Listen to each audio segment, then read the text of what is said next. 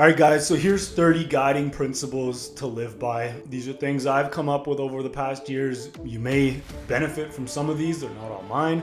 I think pretty much none of them are mine. I've learned them from elsewhere and applied them to my life. Hopefully you get something from this video. And if you have any that you would apply, please comment below.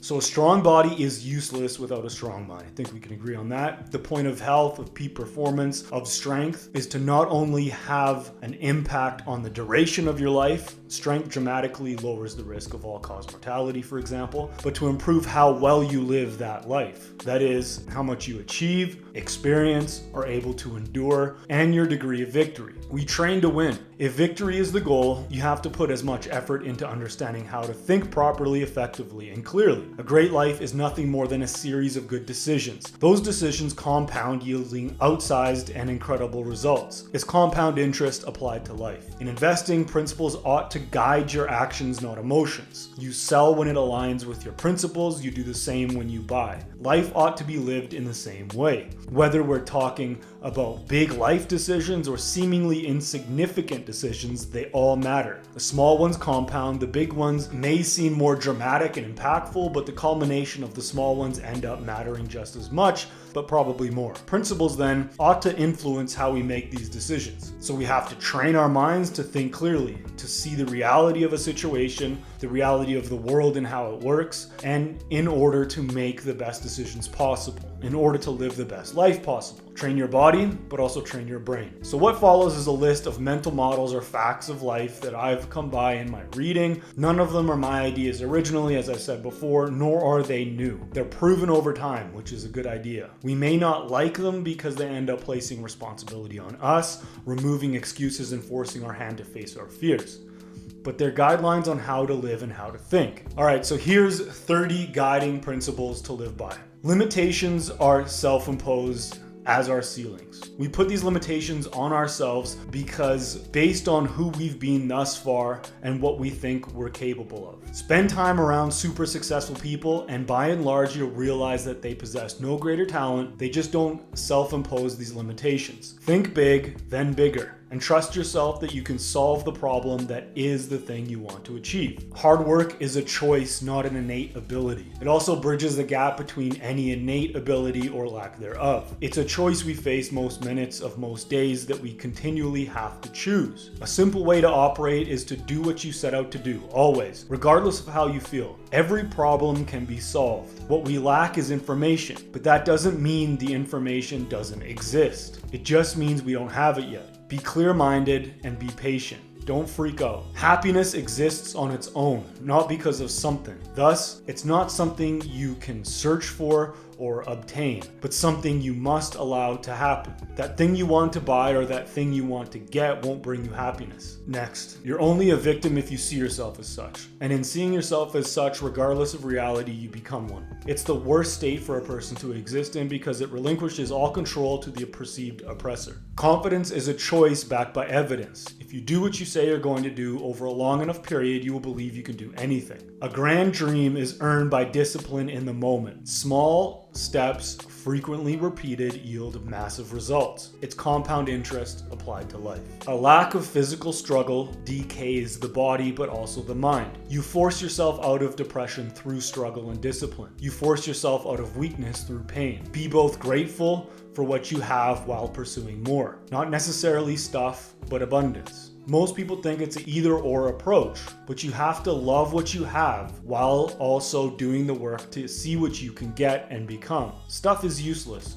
to a point. It adds stress. We attach meaning to the meaningless when we pursue things. They never give you the sustained feeling of meaning, pride, and happiness that the wanting of them seems to promise. You need to be pursuing something. Not happiness, but an achievement. Forward motion, a goal. This dream of retiring on a pile of money is a lie. Humans need improvement for their own sanity, not just for the betterment of society. Find the Pareto principle in everything that you do. That is, 20% of your effort will yield 80% of the results. The principle is found in nature and organisms, even organizations. A small group will create the most results.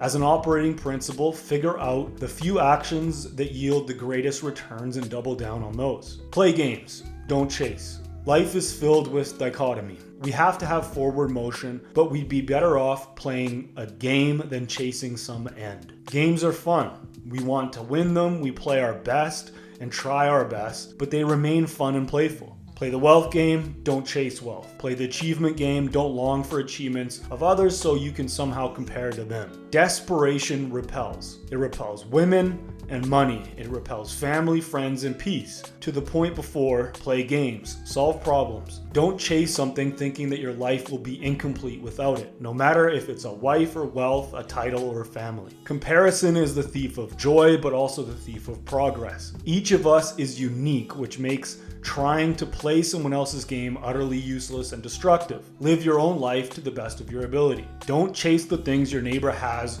or the titles your idol or mentor has earned. It's difficult to be depressed if you're in the moment, especially if you're working towards something. Most of us spend more time in the past regretting what we've done or have not done, or worrying about the future that is yet to exist. For your own sanity, practice being present. A split-second bad decision can dramatically alter your life. I've been in a bunch of fights when I was younger. One ended with a guy being unconscious for 30 minutes. Those 30 minutes were the longest of my life. Regardless of whether it was justified or not, I could have impacted a man, his family, as well as my own. I haven't been in one since, I won't be in one again. If you can avoid an event with even a slight chance of a destructive outcome, avoid it.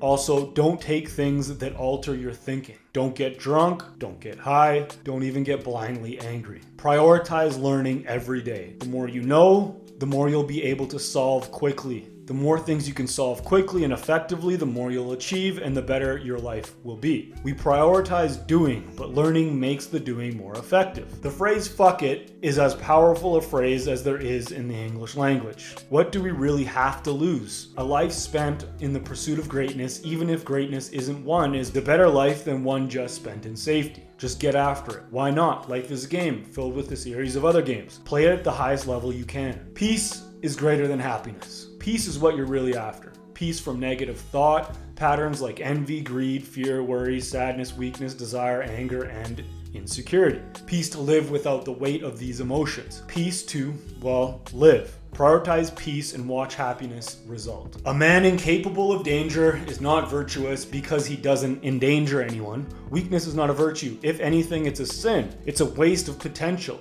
You have to be a monster and then control it. You have to be as strong as you can be and as dangerous as you can be while being as peaceful as you can be, until that danger is needed. The weak virtue signal against the strong because they're incapable of being strong. They can't comprehend that strength is earned through discipline and effort, so they label it as evil. Don't look at someone great and see greed. Find the work they did, the discipline, the risks they took, and take what you can admire and use it in your own life. Humor is the most overlooked important aspect of life and how to live a good life. It's the most overlooked aspect of endurance, of overcoming struggle and hardship, and even evil. If you can crack jokes, bust balls, even make fun of yourself when everything is going to shit, you'll be able to survive anything and even thrive amidst anything. There is more value in hard times, in things going wrong, in struggle, than there is in good times. There's more room to grow, more to learn. There's even an opportunity to keep a calm head amidst chaos and catastrophe. I always realize this in hindsight. The challenge is applying the inevitable knowledge and feeling and appreciation for the struggle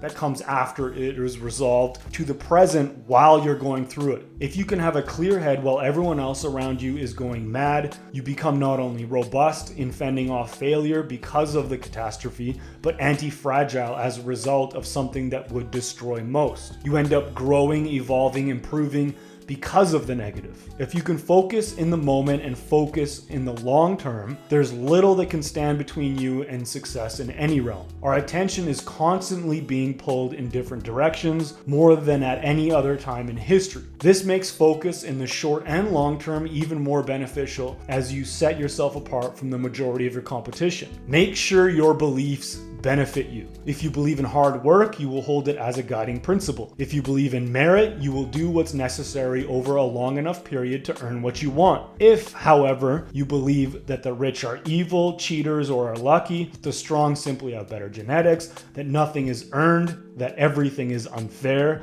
that you're a victim, You will do none of the things required to get what you want. Dealing in reality is a must, but being realistic isn't. Being realistic is simply degrading reality. It's tempering what you pursue. There's no point to it, nor no benefit to it. Deal in reality, in truth, but don't be realistic. If you fear anything, fear regret. It's a future feeling that you can work to eradicate in the present by working hard, sticking to your word, and by being courageous. Never desire something that is out of your control. If you want something, focus only on what is under your control. Example, if you want to get married to a great lady, forget about the lady and become a great man. Another example, with wealth, build something great, forget about the goals of earning X by Y, just build and allow things to come as they come. Be journey focused, not end focused. Be a generalist, hire specialists. Commit to learning about a lot of different things. Have enough knowledge to spot bullshit, then hire the best. It doesn't matter if we're talking about business or anything else. Specialists are hired, generalists hire. All right, so what would you add to that long and lengthy list of 30 guiding principles to live by? I'll put a link to the article version down below. Just comment, tell me what you'd add as a guiding principle that helps you live the best life you could possibly live. I hope you enjoyed the video. Take care.